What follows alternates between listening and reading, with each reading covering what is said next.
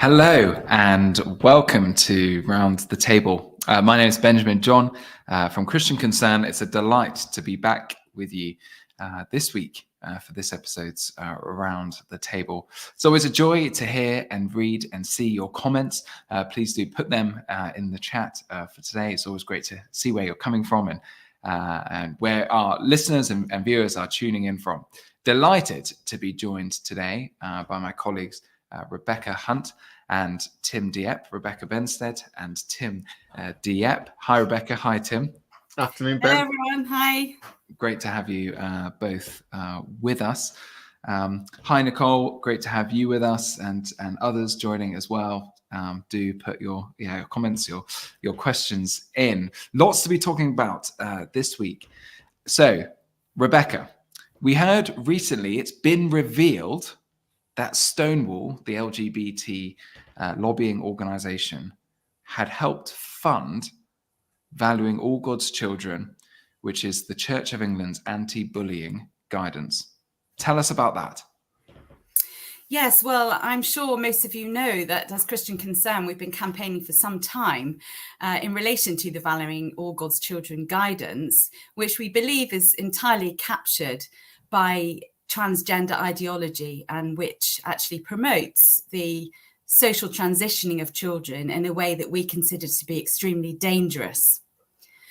So I have been asking questions for a while at the General Synod to try to get to the bottom of the Valuing All God's Children guidance and how it ended up as it has. And recently, about a year ago, I asked a question about why Stonewall was involved in the drafting, because we believe that to have been the case. And I was told categorically in answer to my question in writing that Stonewall had nothing whatsoever to do with the writing of the guidance. But a little bit of digging demonstrated to us that the second and third versions of the guidance, 2017 and 2019, both had credits at the bottom of them thanking two people, both of whom, it turns out, had senior positions within Stonewall at the time that was done. So I asked the question why it was that those people were thanked in this recent synod. And startlingly, it was admitted that, in fact, Stonewall had provided a grant to the Church of England after the first iteration of the guidance in order to allow the trans issue to be addressed in addition to the LGB issue, which was originally addressed. So we now know that there was funding that came from Stonewall, which we're told was to update the guidance and also to enable its distribution more widely. So I think this is absolutely shocking. And for the first time, we've got proof that Stonewall were involved. And I don't think anybody now is going to believe that they were not actually involved in the content. Thank you, Rebecca. So just a year ago, they're saying Stonewall had no involvement, didn't contribute to any of the writing. And then your answer, well, then why are these two people thanked?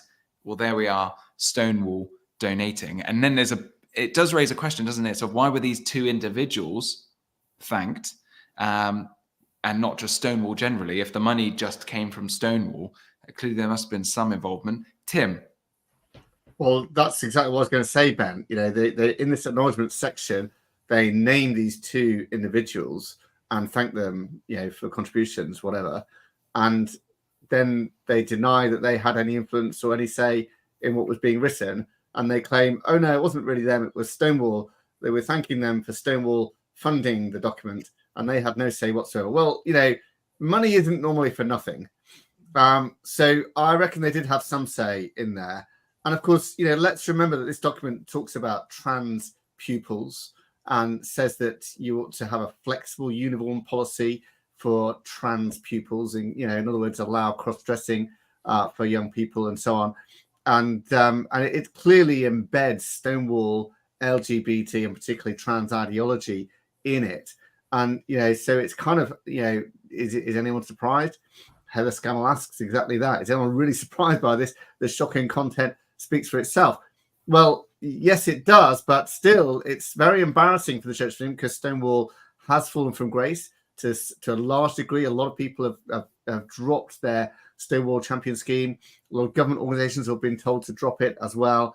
because of their aggressive promotion of transgender ideology. And I just wonder as well, the Church of England, they're forced to acknowledge this now, thanks to Rebecca's question. And it got an article in the Telegraph, headline, Stonewall funded Church of England guidance that said primary school children can be transgender. So it's news and it's interesting, and it shows how close the Church of England Education Department works, at least was working, with Stonewall. I mean, how did they ever get to a position where Stonewall was funding it? Well, they obviously were talking to those people and engaged with them and discussing it. And in those discussions, there was influence, undoubtedly. So there we are. We've been calling for the Church of England to scrap this guidance immediately for some time. Nigel and Sally Rowe have been stalwart on this issue, raising the question about why a Church of England, in a Church of England school, some years ago now, a 6-year-old was allowed to cross-dress, and people were told you must call him her, or him, whichever way around it was. And the diocese used Vying All God's Children against them and accused them of being transphobic. And it's been used against Bernard Randall, who was as a chaplain for saying you don't have to believe LGBT ideology.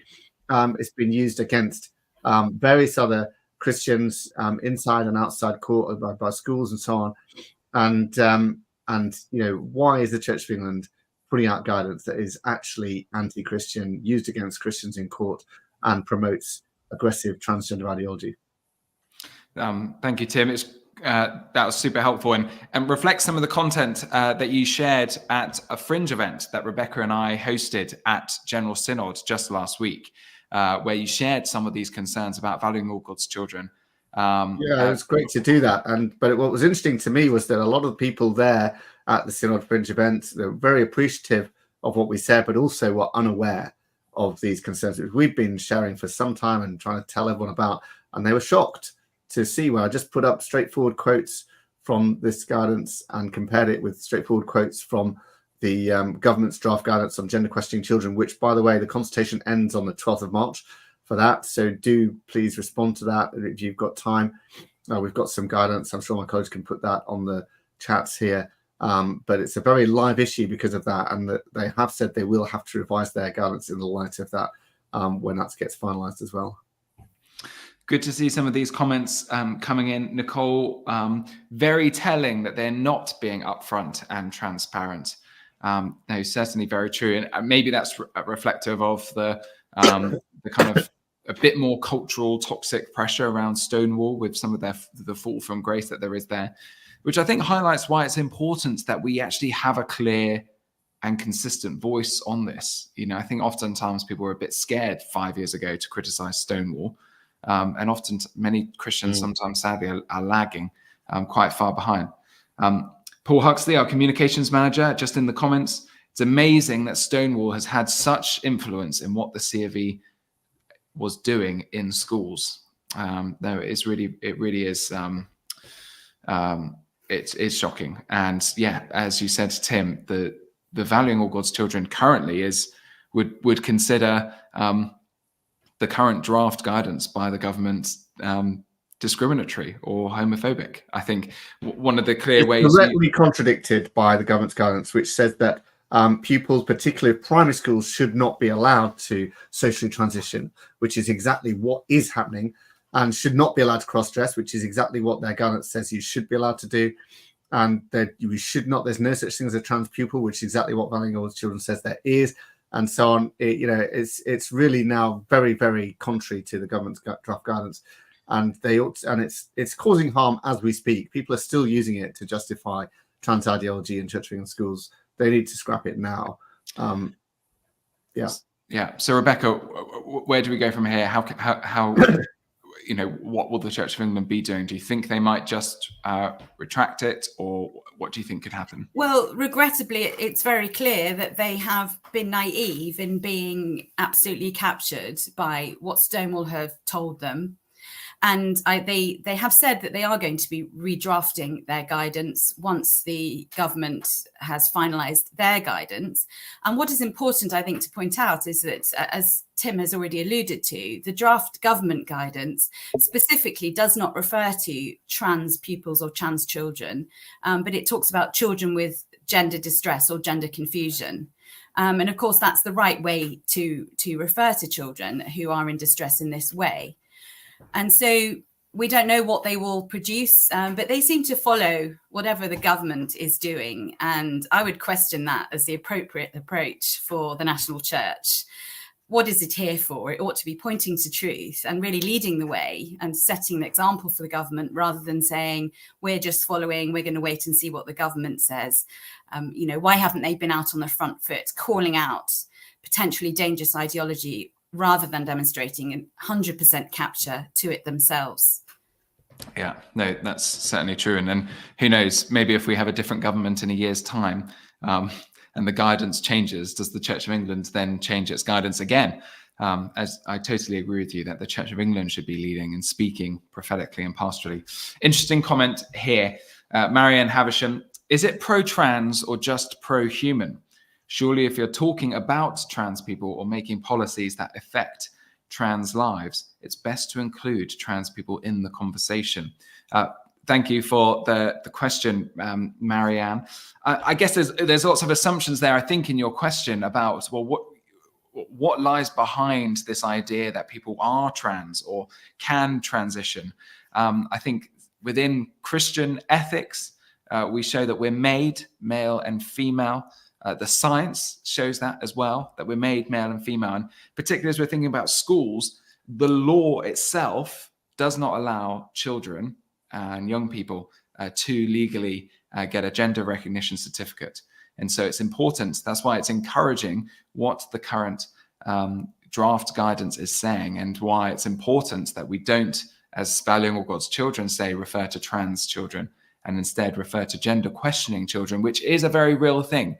I don't think anyone's ever saying that gender dysphoria is not a real condition that people struggle with.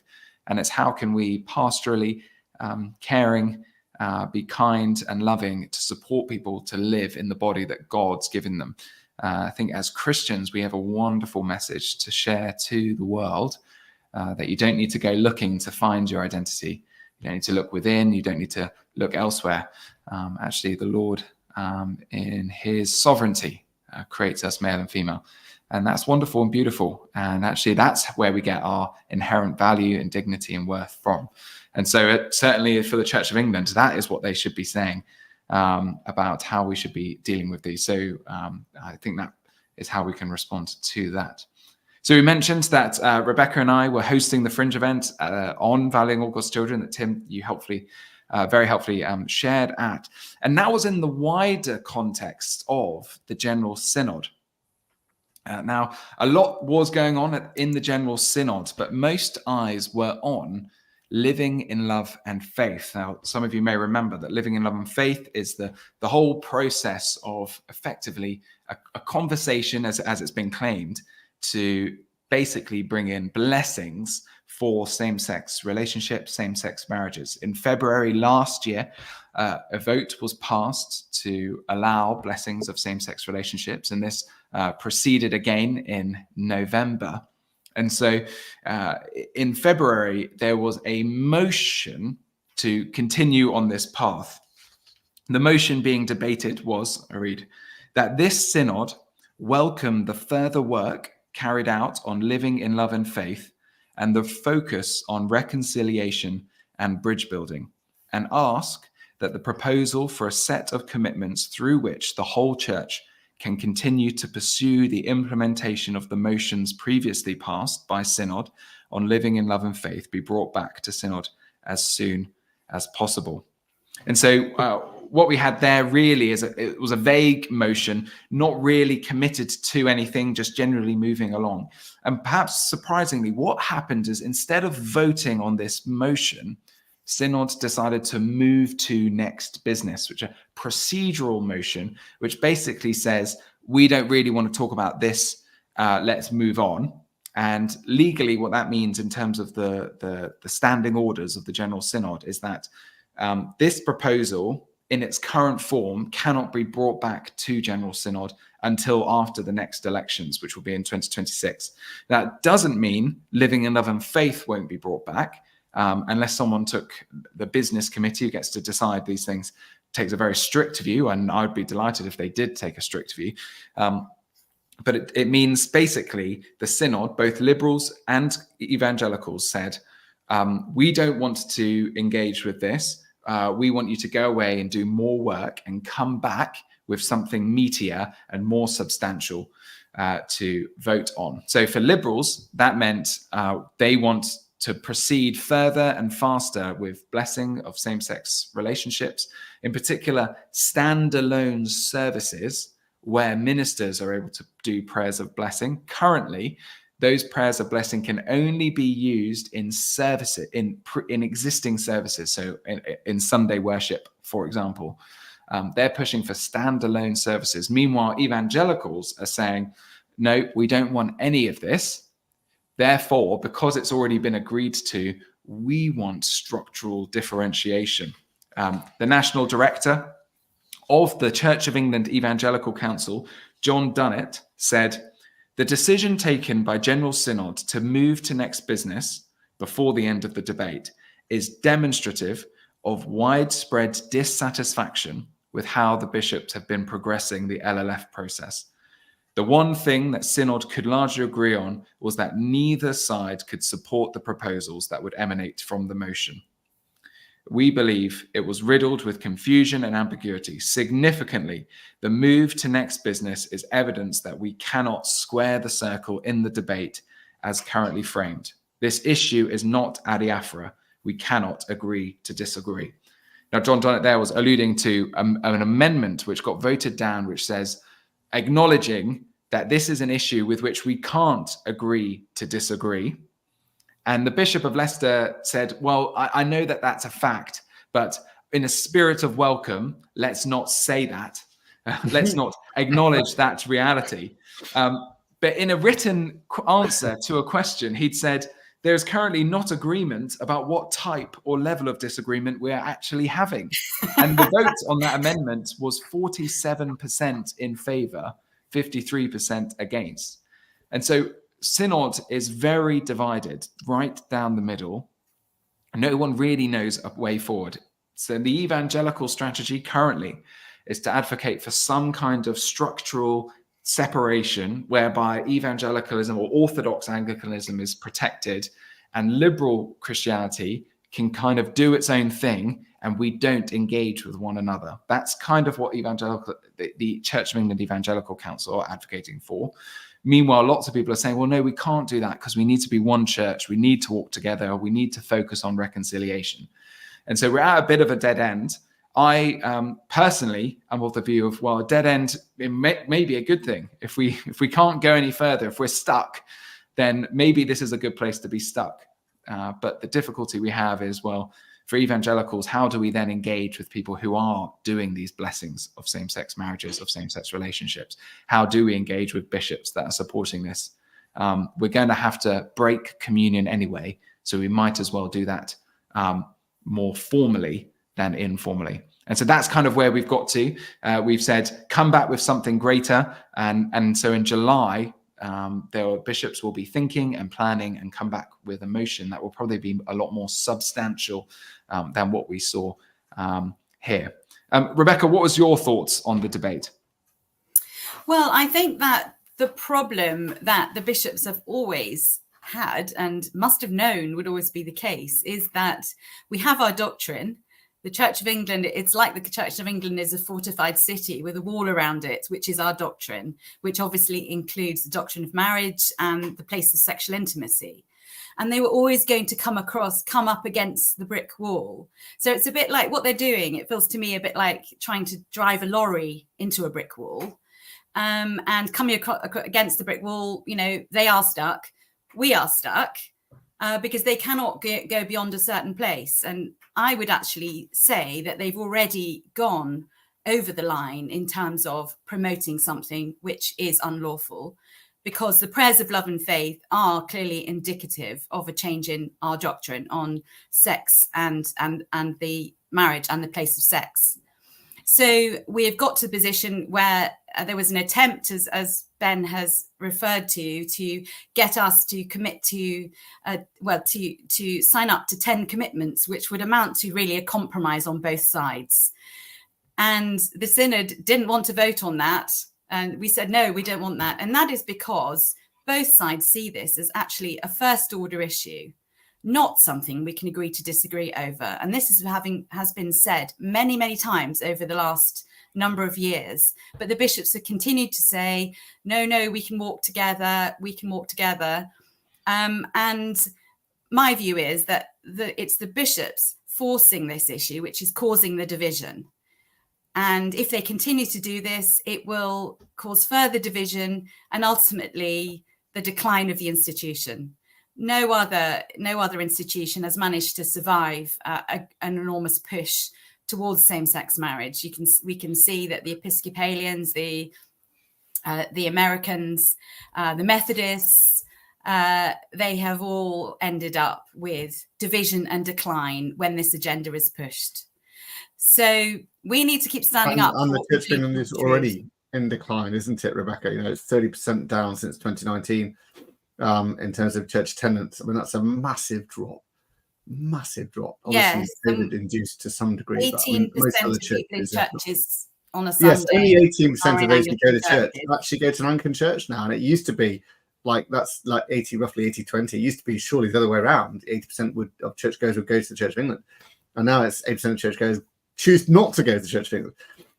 It's extraordinary decline, isn't it, that's happened there? And it's filtering into the numbers as well. There's the number of ordinands has dropped probably almost by a similar amount, actually, and particularly evangelicals, because evangelicals are seeing the trajectory of the Church of England and saying, well, why would I want to be a minister in a church like that?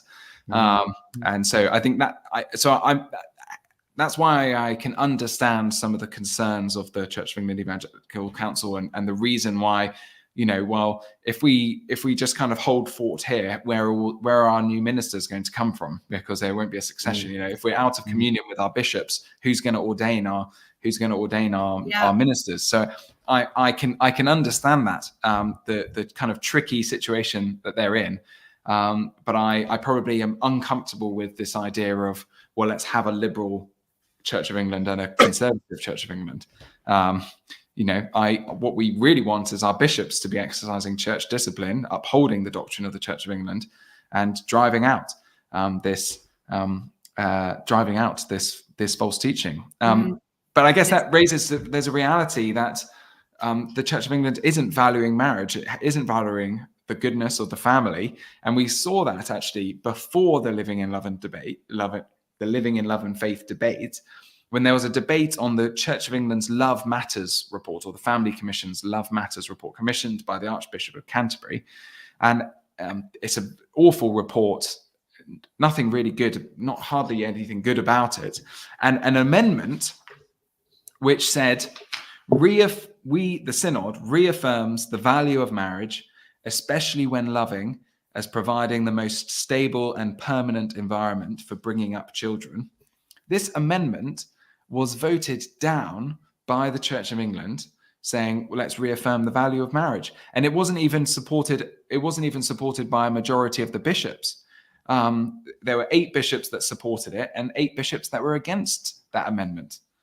And so we have a synod that's saying, oh, we're worried about being too pro-family or whatever. It's extraordinary, isn't it? It's extraordinary, Ben, that you have a synod. I think both the bishops and the clergy and the laity didn't vote in favour of a simple statement that marriage is the best place to bring up children. I mean, the Church of England is ashamed of its own doctrine. It can't bring itself to vote in favour of marriage, God's institution for family.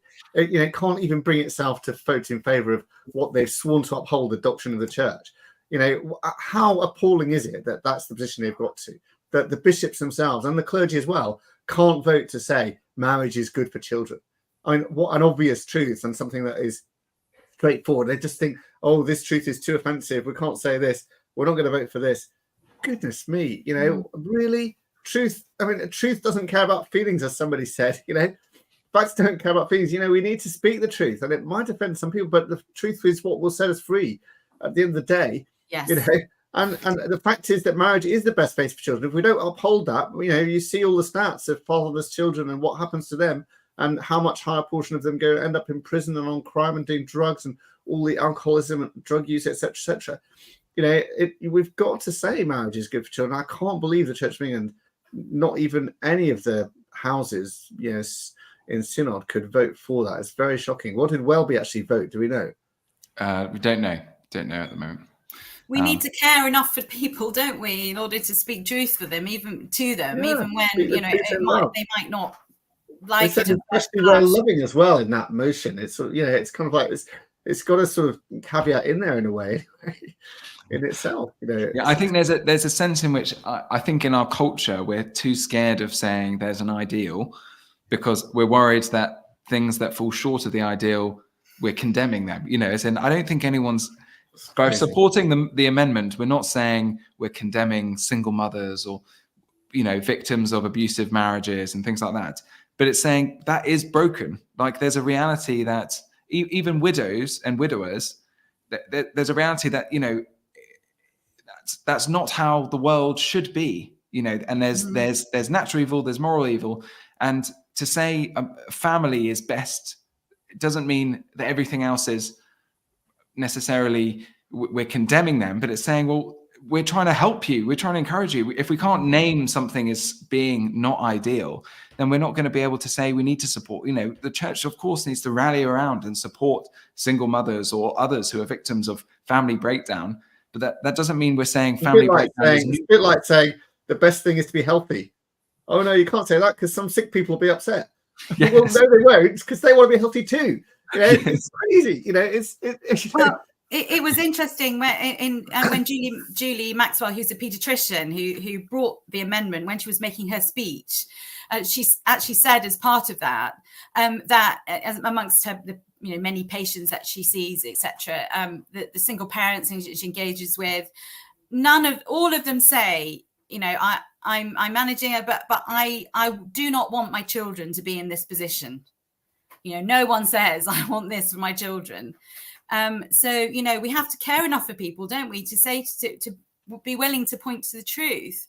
And I think that that vote in Synod on the Love Matters report, on the voting against the pro-marriage amendment, I think that does actually reveal a lot really about the attitudes that are there, which are overarching there in Synod, which is not about we love marriage, we want to expand it, therefore the goods of it to give to same-sex couples. It's actually we want to destroy it. We don't think it's the best thing. We think that anything can go, and I think that's really the agenda behind it all. I think it's a bit of a cover to say we like marriage, therefore we want to expand it.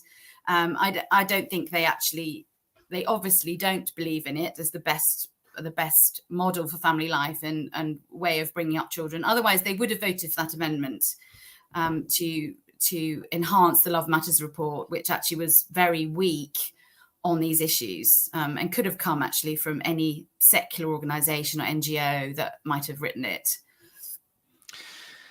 Great to see some of these comments in. Paul Huxley, again, it's back to Kuiper and every square inch. Why would Jesus be fine with half of his church celebrating sexual sin? No, exactly. It's Christ's church.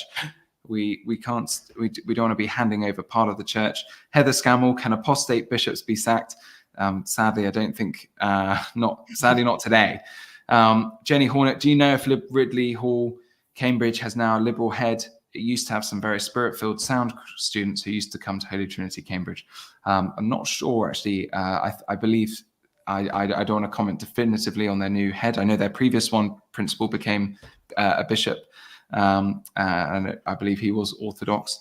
My grandfather used to be the minister at Holy Trinity, Cambridge, so I do know the church well. So there's much to be to lament and to grieve about with what happened at Synod, but we have had some good news this week. Tim, tell us the latest update about Christian Legal Centre client King Lawal. Yes, so King Lawal is a Councillor King Lawal in Northamptonshire, and he did a tweet. He did it last year. He did it in Pride Month, and the tweet said, "When did Pride become a thing to celebrate? Because of Pride, Satan fell as an archangel. Pride is not a virtue, but a sin." Those who have pride should repent of their sins and return to Jesus Christ. He can save you. Hashtag Pride Month, hashtag Pride 23, hashtag Pride Parade. And he also attached an image with a quotation from Isaiah chapter 3. Whatever God calls sin is nothing to be proud of. So there we are. That's what he said in a tweet. All he's saying is that pride isn't a virtue, really. Pride is not a virtue. It's a sin, is the main content of that. But nevertheless, cancel culture sort of came into effect pretty immediately there. About 7 organizations immediately dismissed him, including as like a governor of a school, governor of a healthcare trust, member of academy, holding a surgery in the local library, and various other things, business things as well. But perhaps most surprising of all organizations that cancelled him was the Conservative Party itself, which pressured the local group on the council to remove him from the group or suspend him from the group, and then initiated its own investigation into him for this tweet. Now, the good news is, here we are 6 months later, and he has been cleared by Conservative Central Headquarters of any wrongdoing, and they've now decided that all he was doing was expressing his Christian faith. It's not necessarily homophobic, what he said there. All he's really saying is, why are we celebrating pride? And pride is not a virtue but a sin, and this kind of thing. And so therefore he's fine. He's been formally reinstated in the Conservative Party. And prior to that, actually, he was reinstated by the local group that decided they weren't going to wait to be told that by the Conservative headquarters. But it's like, why did their Conservative headquarters even decide it was worth investigating this? Why are they jumping on this bandwagon of cancel culture around this? Surely they'd be doing better if they stood by him and defended him and said this is his right to free speech, he's allowed to say this, rather than sort of adding to his pressure and adding to the sense that he must have done something awfully wrong and terrible in saying that. And it's kind of an extraordinary situation. But anyway, it is a win. It's quite a big victory. We're pleased.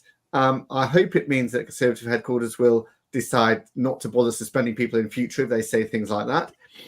But they really should be standing up better for Christian moral values. And the fact that somebody could be investigated and suspended for basically quoting the Bible and saying pride is a sin is quite disturbing. And it shows a lack of moral values and a lack of the willingness to speak the truth. Similar in some ways to Synod there, isn't it? You know, they can't even say marriage is a good thing. And Conservative Party worries whether, gosh, a Conservative member has said pride is a bad thing. How terrible is that? You know, and it's exactly like that. And we're just losing our moral foundation as a society so that people are worried about speaking the truth in case it offends somebody. But I'm pleased he's been reinstated. I'm pleased he's been cleared. But I do have questions as to why on earth it took them 6 months to decide that, really. Do you think this is part of a general trend where it's becoming more acceptable to express Orthodox Christian views and concerns and criticism about pride? Because I don't know, I've been speaking to people, you know, lots of people recently, particularly when it comes to, say, LGBT, and we talked about Stonewall earlier. Do you think, Tim, that this is part of that general trend? Whereas, do you think that that there would have been more hostility, say, 4 or 5 years ago, or do you think that this is just maybe how it has been? Well, there is something of a backlash against the whole Pride movement, and part of the backlash, of course, is because they've embraced trans ideology, not just lesbian and gay ideology there, and that's caused a big clash. And there are more and more people speaking out against this, and they don't like the trans flag and all of this, and they don't like promoting trans, and lesbian and gay people think that trans people are really lesbian or gay anyway, and lesbian and trans people think that lesbian and gay people are really trans. And so there's a bit of a clash between those various groups and so on. And people are saying the LGB never really went with the T in LGBT and stuff. And interestingly, you've had, you know, openly gay homosexual people criticizing Pride. Douglas Murray and Julie Bindel did a podcast fairly recently. What is the point of Pride? Douglas Murray wrote an article recently saying pride comes before a fall. That was the title of the article, which is, of course, a paraphrasing a biblical quotation again from Proverbs 16, which says pride comes before destruction or something. So, you know, there is more willingness to criticize the movement of pride. And of course, it has become more obscene and more celebratory of more immorality, effectively. And there's more disgust against it. And, you know, So we'll see, because, we still see, if you live in London during Pride Month, the Pride flags all over the place. I mean, just all over the place. It's quite oppressive. And, not just obviously the London Mayor doing that, and the local government doing that, but also businesses as well, celebrating Pride, putting Pride flags all over the place. I'm hoping there's a backlash, Ben. I'm hoping that we've seen peak Pride. I really do. And as we may have seen peak trans, because the massive backlash against trans, and because Pride has embraced trans, this could be all part of that.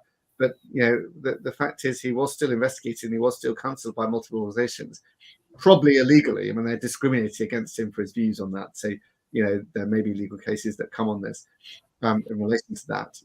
But we've got to be allowed to say that Pride is sinful. What could be wrong with that? And so I'm pleased he was reinstated, even if it took so long. No, thank you, Tim. Rebecca, you help lead the manager at the Christian Legal Centre. We must get lots of inquiries about people who are, concerned about things and what's going on in their office and workplaces. What kind of advice does the Christian Legal Centre often give? Or, if people are concerned, how can they get involved or get help? Yeah, well, I mean, we say to people, generally speaking, that you should go with your conscience. So you should speak politely and gently, but you should also speak truth and not feel that you're obliged to be forced to speak in a certain way. And if anyone tries to get you to do that, for example, using pronouns or putting them on the bottom of your email sign off and that sort of thing, that you should stand against that. And you shouldn't walk away, but you should stand. And if they come against you, we're here at Christian Legal Centre to help you. And that was what happened with King. And we were delighted to be able to help him, to walk alongside him, to help him to challenge what was happening and to push back against the Conservative Party when they suspended him. And we were thrilled that it ended up with a public declaration by the Conservative Party that opposition to the Pride movement is not homophobic. And I think that's very important. I think people up and down the country need to hear that in their workplaces and wherever they are, that they don't have to go along with the ideology. Remember, of course, it started with the Stonewall riots in 1969 and has been described as a political movement with a carnival-like atmosphere. And so, in a free country, we don't have to go along with political movements that we don't agree with. So, yeah, and anyone who needs any help or advice, please just get in touch with us at Christian Legal Centre, and we'll be really pleased to hear from you and to help you as best we can. Thank you, Rebecca. And yeah, so I think any advice, any guidance needed, do just get in touch with us at Christian Legal Centre. A really encouraging results there. And so thank you, Rebecca, and the legal team for all the hard work you did in supporting Councillor King Lawal. So much to be thankful for. That's why we keep standing. It's why we keep engaging. It's why Rebecca and I keep going to Synod, because we believe that the Lord the Lord is victorious. The Lord is Lord, and that there is a change that's happening, Lord. And we pray and we hope that would continue. Thank you for joining in. I agree with you, Heather Scammell. We need to reclaim the rainbow and that promise that God gave to Noah, that he won't flood the earth again. So Monique Mulder, thank you for your support. Thanks to all upholding the truth in all the confusion. We need people who stand strong and firm. Well, thank you for that encouragement. It's been great to have you join us, Rebecca and Tim, and thank you all for tuning in. It's been great to engage and hear your comments and hear your questions. If you aren't already, we'd encourage you to sign up to get our weekly email at christianconcern.com. We send out weekly email, Christian Weekly News, with news, updates, action alerts, prayer alerts, with things that are going on in the culture and society from a Christian perspective. You can sign up at christianconcern.com /hello. So do that and share this if you've enjoyed this video, this discussion, and we look forward to seeing you again next week on Round the Table. Thanks, Ben.